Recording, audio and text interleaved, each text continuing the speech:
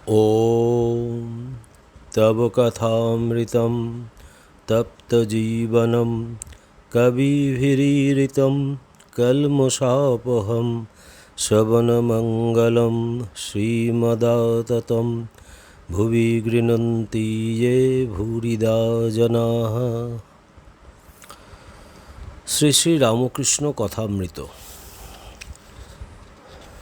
দ্বিতীয় ভাগ, দশম খণ্ড, ষষ্ঠ পরিচ্ছেদ। ব্রাহ্ম সমাজ ও দেবোল্লিখিত দেবতা, গুরুগিরি নীচ বুদ্ধি। অমৃত কেশবের বড় ছেলে দয়ানন্দ সরস্বতী।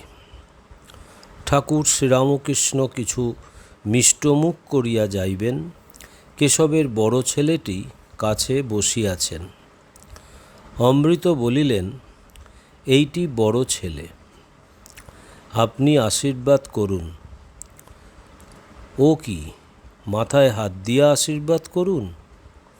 ঠাকুর শ্রীরামকৃষ্ণ বলিলেন, আমার আশীর্বাদ করতে নাই। এই বলিয়া সহাস্যে ছেলেটির গায়ে হাত বুলাইতে লাগিলেন। অমৃত সহাস্যে, আচ্ছা, তবে গায়ে হাত বোলান। সকলের হাস্য। ঠাকুর অমৃতাদি ব্রাহ্ম ভক্ত সঙ্গে কেশবের কথা কহিতেছেন।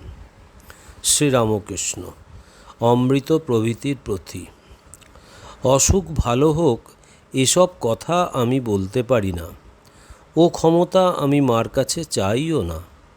আমি মাকে শুধু বলি, মা আমাকে শুদ্ধা ভক্তি দাও। ইনি কি কম লোকগা? যারা টাকা চায় তারাও মানে, আবার সাধুতেও মানে। দয়ানন্দকে দেখেছিলাম, তখন বাগানে ছিল, কেশব সেন করে ঘর বাহির করছে। কখনো কেশব আসবে, সেদিন বুঝি কেশবের যাবার কথা ছিল। দয়ানন্দ বাংলা ভাষাকে বলতো গৌরাঙ্গ ভাষা। ইনি বুঝি হোম আর দেবতা মানতেন না, তাই বলেছিল, ঈশ্বর এত জিনিস করেছেন আর দেবতা করতে পারেন না। ঠাকুর কেশবের শিষ্যদের কাছে কেশবের সুখ্যাতি করিতেছেন। শ্রীরামকৃষ্ণ কেশব হীনবুদ্ধি নয়। ইনি অনেককে বলেছেন, যা যা সন্দেহ সেখানে গিয়া জিজ্ঞাসা করবে। আমারও স্বভাব এই, আমি বলি, ইনি আরও কোটিগুণে বাড়ুন, আমি মান নিয়ে কি করব? ইনি বড় লোক, টাকা চায় যারা তারাও মানে, আবার সাধুরাও মানে। ঠাকুর কিছু মিষ্টমুখ করিয়া এইবার গাড়িতে উঠিবেন, ব্রাহ্ম ভক্তেরা সঙ্গে আসিয়া তুলিয়া দিতেছেন। সিঁড়ি দিয়া নামিবার সময় ঠাকুর দেখিলেন নিচে আলো নাই। তখন অমৃতাদি ভক্তদের বলিলেন, এসব জায়গায় ভালো করে আলো দিতে হয়, আলো না দিলে দারিদ্র হয়, এরকম যেন আর না হয়। ঠাকুর দুই একটি ভক্ত সঙ্গে সেই রাত্রে কালীবাড়ি যাত্রা করিলেন। একাদশ খণ্ড। ঠাকুর শ্রীরামকৃষ্ণ দক্ষিণেশ্বর কালী মন্দিরে ভক্ত সঙ্গে। প্রথম পরিচ্ছেদ। ভক্তিযোগ, সমাধিতত্ত্ব ও মহাপ্রভুর অবস্থা। রবিবার 9 ডিসেম্বর 1883 খ্রিস্টাব্দ, অগ্রহায়ণ শুক্লা দশমী তিথি, বেলা প্রায় 1টা-2টা হইবে।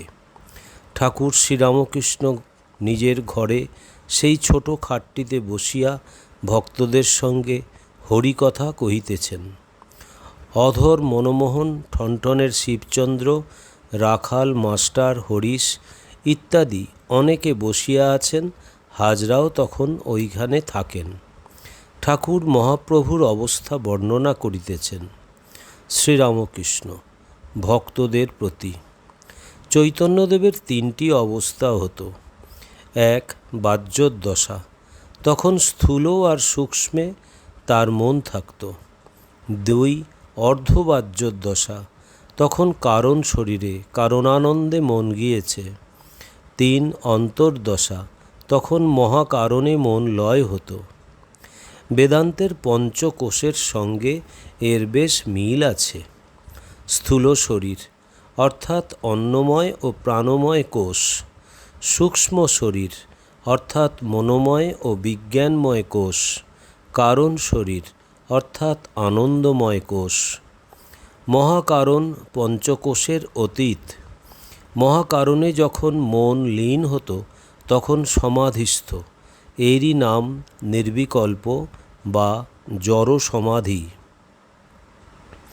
চৈতন্যদেবের যখন বাহ্যোদ্দশা হতো তখন নাম সংকীর্তন করতেন, অর্ধবাহ্যোদ্দশায় ভক্ত সঙ্গে নৃত্য করতেন, অন্তর্দশায় সমাধিস্থ হতেন। মাস্টার: স্বগত। ঠাকুর কি নিজের সমস্ত অবস্থা এইরূপে ইঙ্গিত করছেন? চৈতন্যদেবেরও এইরূপ হতো। শ্রীরামকৃষ্ণ: চৈতন্য ভক্তির অবতার, জীবকে ভক্তি শেখাতে এসেছিলেন, তার উপর ভক্তি হলো তো সবই হলো, হঠযোগের কিছু দরকার নাই। একজন ভক্ত: আজ্ঞা হঠযোগ কিরূপ? শ্রীরামকৃষ্ণ: হঠযোগে শরীরের উপর বেশি মনোযোগ দিতে হয়।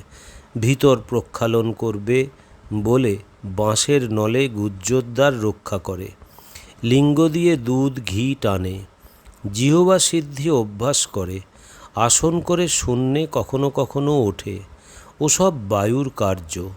একজন বাজি দেখাতে দেখাতে তালুর ভিতর জিহ্বা প্রবেশ করে দিয়েছিল, অমনি তার শরীর স্থির হয়ে গেল, লোকে মনে করলে মরে গেছে। অনেক বৎসর সে গোর দেওয়া রহিল, বহুকালের পরে সেই গোর কোনো সূত্রে ভেঙে গিয়েছিল। সেই লোকটার তখন হঠাৎ চৈতন্য হলো।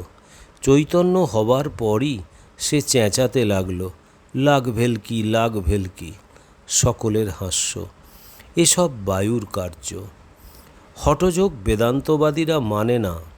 হঠযোগ আর রাজযোগ, রাজযোগে মনের দ্বারা যোগ হয়, ভক্তির দ্বারা বিচারের দ্বারা যোগ হয়, ওই যোগই ভালো। হঠযোগ ভালো নয়, কলিতে অন্নগত প্রাণ। দ্বিতীয় পরিচ্ছেদ। ঠাকুরের তপস্যা, ঠাকুরের আত্মীয়গণ ও ভবিষ্যৎ মহাতীর্থ। ঠাকুর শ্রীরামকৃষ্ণ নহবতের পার্শ্বে রাস্তায় দাঁড়াইয়া আছেন, দেখিতেছেন নহবতের বারান্দার এক পার্শ্বে বসিয়া বেড়ার আড়ালে মণি গভীর চিন্তা নিমগ্ন। তিনি কি ঈশ্বর চিন্তা করিতেছেন?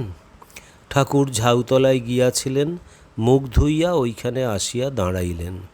শ্রীরামকৃষ্ণ: কি গো, এইখানে বসে? তোমার শীঘ্র হবে, একটু করলেই কেউ বলবে এই। চকিত হইয়া তিনি ঠাকুরের দিকে তাকাইয়া আছেন, এখনও আসন ত্যাগ করেন নাই। শ্রীরামকৃষ্ণ: তোমার সময় হয়েছে, পাখি ডিম ফুটোবার সময় না হলে ডিম ফুটোয় না। যে ঘর বলেছি তোমার সেই ঘরই বটে। এই বলিয়া ঠাকুর মণির ঘর আবার বলিয়া দিলেন। সকলেরই যে বেশি তপস্যা করতে হয় তা নয়, আমায় কিন্তু বড় কষ্ট করতে হয়েছিল। মাটির ঢিপি মাথায় দিয়ে পড়ে থাকতাম, কোথা দিয়ে দিন চলে যেত, কেবল মা মা বলে ডাকতাম, কাঁদতাম। মণি ঠাকুরের কাছে প্রায় 2 বৎসর আসিতেছেন। তিনি ইংরাজি পড়েছেন। ঠাকুর তাহাকে কখনো কখনো ইংলিশ ম্যান বলতেন। কলেজে পড়াশোনা করেছেন, বিবাহ করেছেন। তিনি কেশব ও অন্যান্য পণ্ডিতদের লেকচার শুনিতে, ইংরাজি দর্শন ও বিজ্ঞান পড়িতে ভালোবাসেন। কিন্তু ঠাকুরের কাছে আসা অবধি ইউরোপীয় পণ্ডিতদের গ্রন্থ ও ইংরাজি বা অন্য ভাষার লেকচার তাহার আলুনি বোধ হইয়াছে। এখন কেবল ঠাকুরকে রাত দিন দেখিতে ও তাহার শ্রীমুখের কথা শুনিতে ভালোবাসেন। আজকাল তিনি ঠাকুরের একটি কথা সর্বদা ভাবেন। ঠাকুর বলেছেন, সাধন করলেই ঈশ্বরকে দেখা যায়। আরও বলেছেন, ঈশ্বর দর্শনই মানুষ জীবনের উদ্দেশ্য। শ্রীরামকৃষ্ণ: একটু করলেই কেউ বলবে এই। তুমি একাদশী করো, তোমরা আপনার লোক, আত্মীয়, তা না হলে এত আসবে কেন? কীর্তন শুনতে শুনতে রাখালকে দেখেছিলাম ব্রজমণ্ডলের ভিতর রয়েছে। নরেন্দ্রের খুব উঁচু ঘর আর হীরানন্দ, তার যে কেমন বালকের ভাব, তার ভাবটি কেমন মধুর, তাকেও দেখবার ইচ্ছা করে। গৌরাঙ্গের সাঙ্গপাঙ্গ দেখেছিলাম, ভাবে নয়, এই চোখে। আগে এমন অবস্থা ছিল যে সাদা চোখে সব দর্শন হতো, এখন তো ভাবে হয়। সাদা চোখে গৌরাঙ্গের সাঙ্গপাঙ্গ সব দেখেছিলাম, তার মধ্যে তোমায়ও যেন দেখেছিলাম, বলরামকেও যেন দেখেছিলাম। কারুকে দেখলে তরাক করে উঠে দাঁড়াই, কেন জানো? আত্মীয়দের অনেক কাল পরে দেখলে ওইরূপ হয়। মাকে কেঁদে কেঁদে বলতাম, মা, ভক্তদের জন্যে আমার প্রাণ যায়, তাদের শীঘ্র আমায় এনে দে। যা যা মনে করতাম তাই হতো। পঞ্চবটিতে তুলসী কানন করেছিলাম জপ ধ্যান করব বলে। বাখারির বেড়া দেবার জন্য বড় ইচ্ছা হলো। তারপরেই দেখি জোয়ারে কতকগুলি বাখারির আঁটি, খানিকটা দড়ি ঠিক পঞ্চবটির সামনে এসে পড়েছে। ঠাকুর বাড়ির একজন ভারী ছিল, সে নাচতে নাচতে এসে খবর দিলে। যখন এই অবস্থা হলো, পূজা আর করতে পারলাম না। বললাম, মা, আমায় কে দেখবে? মা, আমায় এমন শক্তি নাই যে নিজের ভার নিজেই লই। আর তোমার কথা শুনতে ইচ্ছা করে, ভক্তদের খাওয়াতে ইচ্ছা করে, কারুকে সামনে পড়লে কিছু দিতে ইচ্ছা করে। এসব মা কেমন করে হয়?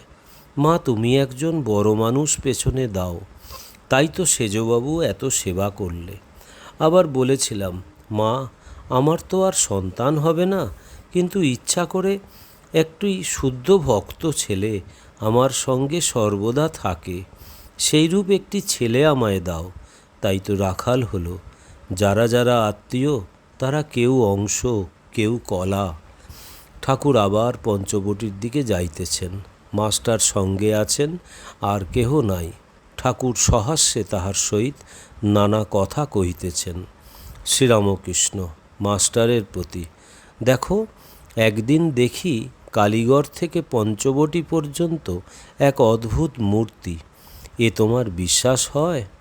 মাস্টার অবাক হইয়া রহিলেন। তিনি পঞ্চবটির শাখা হইতে দু একটি পাতা পকেটে রাখিতেছেন। শ্রীরামকৃষ্ণ, এই ডাল পড়ে গেছে, দেখছ? এর নিচে বসতাম। মাস্টার, আমি এর একটি কচি ডাল ভেঙে নিয়ে গেছি, বাড়িতে রেখে দিয়েছি। শ্রীরামকৃষ্ণ সহাস্যে, কেন? মাস্টার, দেখলে আহ্লাদ হয়, সব চুকে গেলে এই স্থান মহাতীর্থ হবে। শ্রীরামকৃষ্ণ সহাস্যে, কীরকম তীর্থ? কি পেনেটির মতো? পেনেটিতে মহা সমারোহ করিয়া রাঘব পণ্ডিতের মহোৎসব হয়। ঠাকুর শ্রীরামকৃষ্ণ প্রায় প্রতি বৎসর এই মহোৎসব দেখিতে গিয়া থাকেন ও সংকীর্তন মধ্যে প্রেমানন্দে নৃত্য করেন। যেন শ্রী গৌরাঙ্গ ভক্তের ডাক শুনিয়া স্থির থাকিতে না পারিয়া নিজে আসিয়া সংকীর্তন মধ্যে প্রেমমূর্তি দেখাইতেছেন। ওম নিরঞ্জনম নিত্যম অনন্তরূপম ভক্তানুকম্পাধীত বিগ্রহং বৈ ঈশাবতারম পরমেশমিড্ডম তং রামকৃষ্ণং শিরসা নমাম্যহম। শ্রীরামকৃষ্ণ অর্পণমস্তু।